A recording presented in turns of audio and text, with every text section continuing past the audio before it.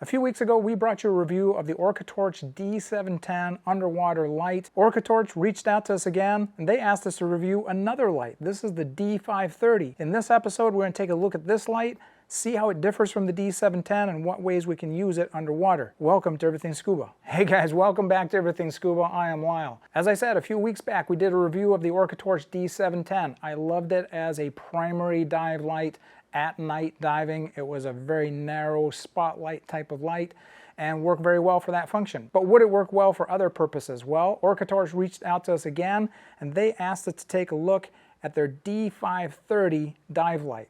And so that's what we're going to do today. We're going to take a look at this dive light, see how it differs from the D530V, and then we're going to go dive it. Just like all the products that you see on this show, we are going to take this thing underwater and put it through its paces. So let's take a look at the functionality and what the features are of this dive light. So first, let's get to the physical structure of the light itself. Well, this is very similar in appearance to the D530V, except it's quite a bit smaller. It's kind of like the little brother or little sister of the D530V. Similar one-button operation. I'll show you that in just a little bit. It's rated to 150 meters of depth, which is well over 400 feet. As recreational divers, we're never going to get there. As you're a technical diver, that's a long way down even for a technical diver. So the beam angle on this, that's a big difference between the D530V. The D530V was a 6-degree beam angle. I've termed that a lightsaber underwater. It was just a spotlight. This is a 140-degree beam angle, which is a floodlight. So for photography and for videography, sometimes that is a better feature to have. There are some limitations to floodlights also, particularly when it comes to macro photography and videography, and we'll talk about that later. The other big difference from the D530V with this light is a maximum output of 1200 lumen. The D530V was 3000. This only has one step down to 290 lumen, which is kind of an odd number to choose. I'm going to show you some video and some photos that we took using the 290, and it worked really well. So sometimes less is more when it comes to videography and photography. So just a quick point, OrcaTorch is not sponsoring or paying for this in any way. They did give us this dive light to test out, and we thank them very much for it. But as with most products on our show, we're going to give it away to one of our lucky subscribers. Stick around to the end of this video and find out how you could own this very light. Otherwise, let's take a look at what the other contents are and the operation of this light. So let's see what you get when you buy the OrcaTorch D530. With the D530, it came in a nice padded case. Not the case with the D530, a little lower price point. You get a nice cardboard box that it comes in. So what do we have? Well, we have the dive light itself. Then we have two lithium-ion batteries. So one of the things I really do like about the OrcaTorch batteries, they're rechargeable. They have a little slot in the top. This is actually a micro USB attachment. Slides in, you can plug this in and charge the battery all by itself. So that's pretty slick. We also have a wrist lanyard, so we can attach that light to us. But it also comes with this little ball mount. So you can slide this over the top of the torch. There's an orange ring here that's going to grip onto that. There's a little screw that you can then attach it. So if you have a tray with a camera system, you can then mount that on there. You don't have to carry it separately on your wrist. So operationally on this, it's simply a twist, unscrew, and this has a triple O-ring seal. If any of you saw our previous episode with the DJI Osmo Pocket 2 that flooded, this makes me feel a lot more comfortable that we're not going to flood our dive light with a triple O-ring seal. To load the battery, we're going to put the negative end in the handle, the positive will face the lamp itself, and then simply twist back on. So from an operational perspective, one button does it all. One of the things I like about OrcaTorches is they've got a way to lock this button so you can't accidentally turn it on just by pushing that. To turn it on, I have to do a double press. You'll see two flashes. Now the light is active. If I push once, this is 1200 lumen. If I push again, I'm at 290 lumen, and push again, and it turns the light off. Now remember though, this is still in an active state, so if I accidentally hit that, it's going to turn the light back on. So for us to permanently turn it off, or turn it off so that we don't accidentally turn it back on, I'm going to press and hold this for about 5 seconds. You'll see this flash again. So now the light is locked, and that is about as simple as it gets from an operational perspective. For the mount for this, what I plan to do is I'm mounting it in a double spring clamp, and I'm going to clamp the other end to my camera tray, so now I've got a way to carry the light. So now that we reviewed the contents and we know all about the features of this light, let's go diving with it. So we're going to test it out in two different ways.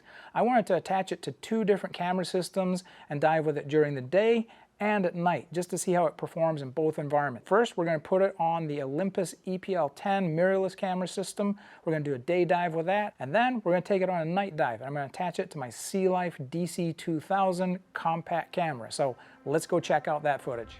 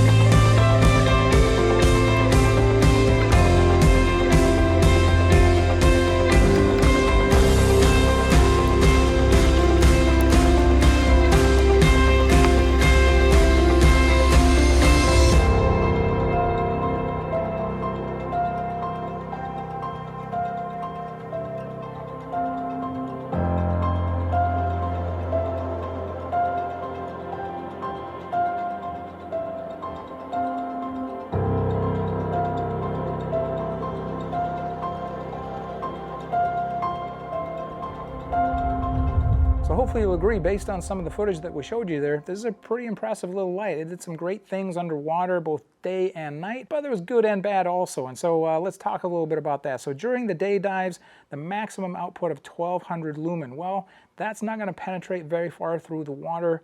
And so like most things when it comes to photography and videography underwater, you're going to want to get fairly close to your subject, use the light to bring out the colors, and you're just going to have to get close with a 1200 lumen light. But the good to this is obviously small, easily transportable, one button operation, pretty easy use. Having that ball attachment, if you have a camera tray that you can clamp this onto, makes it even easier to get in and out of the water with. The other good to this is battery life. They tell us that if we ran this at 290 lumens the entire time, this would give you 4 hours and 36 minutes of dive time, which I wasn't on a rebreather, so we didn't get close to that amount of time underwater using this light, but I can tell you we went straight from day to night without having to recharge this. So night diving, the bad to this is a 140-degree angle of emergence that the light comes out of this. You're going to easily blind your dive buddies swinging this thing side to side, so don't use this as your primary dive light. Stick to photos and video with use. So because this has such a wide angle of emergence, getting that dark blue or black background when it comes to macro photography can be a little trickier. A lot of photographers, videographers, they like to use something that has a more definitive edge. The light that I have been using previous to this for underwater videography purposes for macro would be my backscatter macro 4300 light, which has several features that this does not. Drop some comments down below if you'd like to see a review of that particular light from from backscatter. So let's get to the good with this light underwater at night. The fact that you can bring this down to 290 lumens from a macro perspective, you're not burning out completely the picture using your video light. So that was kind of cool. You got to see a little bit of the Peterson shrimp on the anemone. There was a crab there too, and this was really a nice light to capture that video. Then when it came to a more wide angle perspective, when we ran into that octopus, wow, and this did a great job of showing off the colors that we saw. I set that at full 1200 lumen, and I was within maybe 3-4 feet of the octopus as I was shooting, so this really did a pretty nice job. Overall, given the price point of this, given its compact nature, I would recommend this as an entry light. If you're looking to get into underwater photos or video, this would be a nice light to get you started. As I said before, OrcaTorch were kind enough to give us this light to test out, and like most of the products that we show on our show, we're going to give this away to one of our lucky subscribers. So to win this light, you need to like and share this video, you need to be a subscriber to our channel, leave a comment down below that you've done so and that you want to be entered to win this D530 OrcaTorch light. Check the description below for the full giveaway details, and when this will end, we'll reach out to the lucky winner and send this to you. So next up, I'm about to take my iPhone diving with me. If you guys saw the previous episode with my DJI Osmo Pocket 2 where the housing flooded and killed the camera, I'm a little nervous about taking my iPhone diving, as you might be aware. Click the link down below me and go check out the next video.